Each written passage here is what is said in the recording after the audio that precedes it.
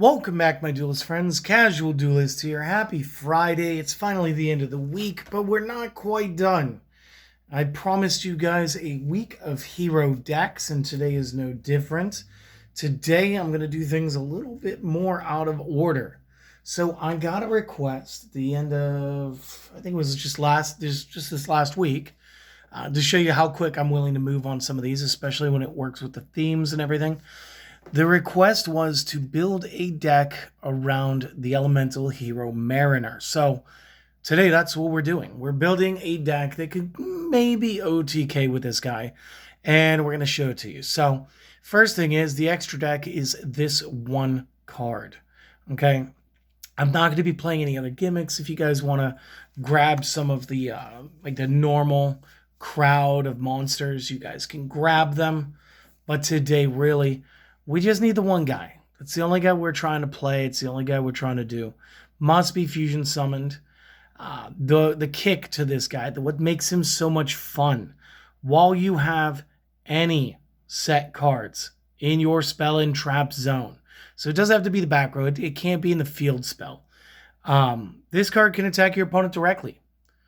That is crazy. So this guy has the ability to attack direct, which makes sense why you would put him at 14.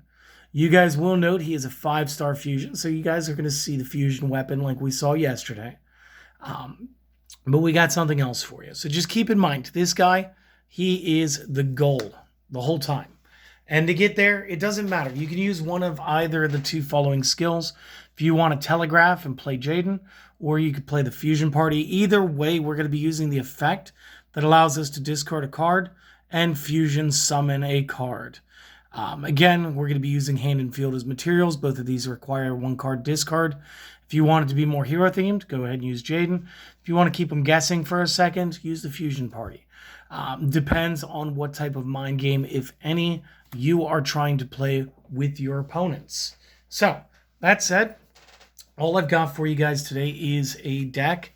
And did I even build a side? I don't know if I built a side deck. No, I do. I have it right here. Gotcha. So I got a deck and I've got a side deck. That was the extra deck. That was the skills. Let's go.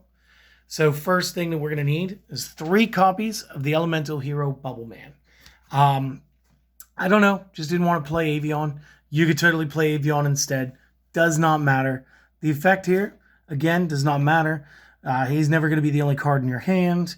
But if he was, you could special summon him. And then if he was special summoned, you could draw 2 cards. But you'd have to have no other cards and control no other cards in order to activate and resolve. So we're just not worried about it. I just kind of wanted him because he's Aqua Batman. Just looks good. For the fusion substitutions, we're going to go with a 2-3 split this time. Not going for the full 6, guys.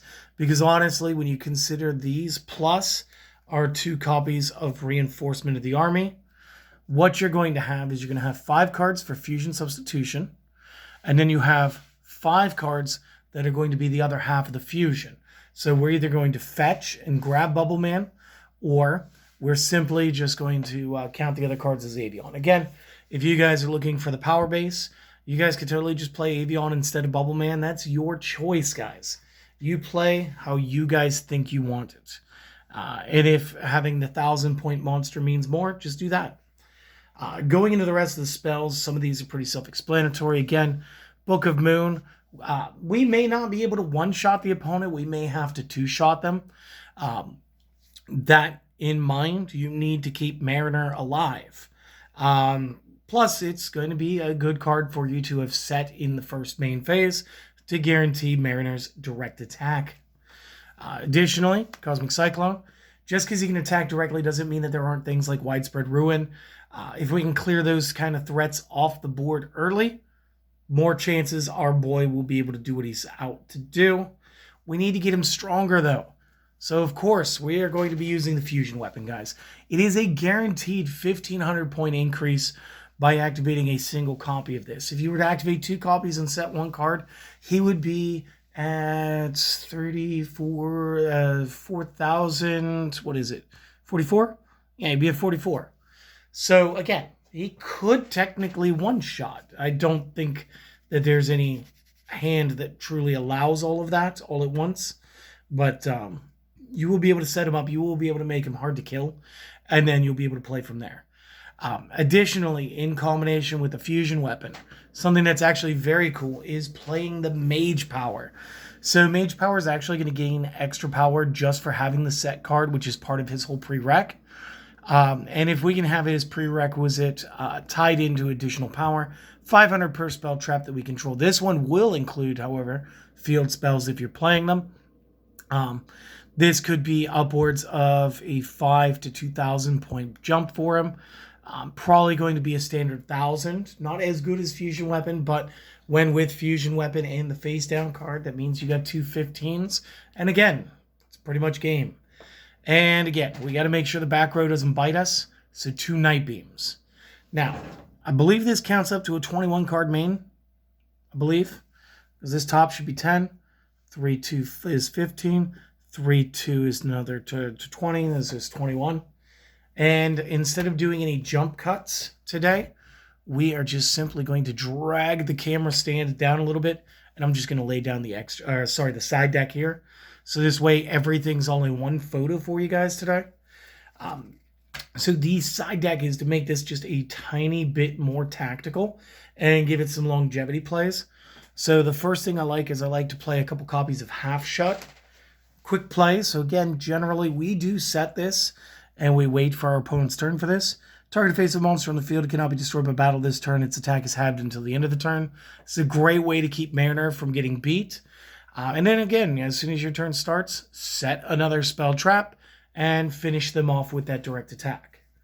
You got the third copy of Night Beam if your opponent goes back row heavy. We do have the Offerings to the Doomed. Again, we can set it, forget it, and just go ahead and bop the monster as it comes up. This one is a little tougher to get away with because it does force us to skip that draw, and we will absolutely need to be able to replace the card face down. Unless you had another card already in hand. Depends on what the game state was when you played this. So use this one sparingly. Obviously, it's limited to 1, but it's still a good option. And another one that kind of helps us because we can use it and then get it back, and then we could either use it again or it could remain face down in the back row. Lost Wind. Again, it's going to take the original power of the special summon monster that we're going to target. It's going to half it. It's going to take away any effects that monster has. And like I said, it can come back and reset itself to the field, allowing Mariner to regain his ability to attack directly. So this is the deck. I do hope that this meets all of the qualifications of the challenge. I do believe that this is fun. We were playtesting it. It doesn't win as often as Flame Wingman, I'll be honest with you, because transparency is key. But it is just as fun to win with Mariner as it is any other elemental hero fusion, especially since most people don't even really remember his effect. I mean, honestly, I had to reread him. It wasn't just one of those effects that clicked in my mind where they were like, oh, play Mariner. And I'm like, I know what makes him, but I don't really remember what he does. And then, looked at him and I was like, oh yeah, that's right. So there are things that you could do. You could take out a copy of Mage Power to bring this straight down to 20. That might help. But like usual, all of my decks are just guidelines. I'm sure you guys have some great ideas and you guys will put them into practice. And please share those ideas with me down in the comment section. Email me.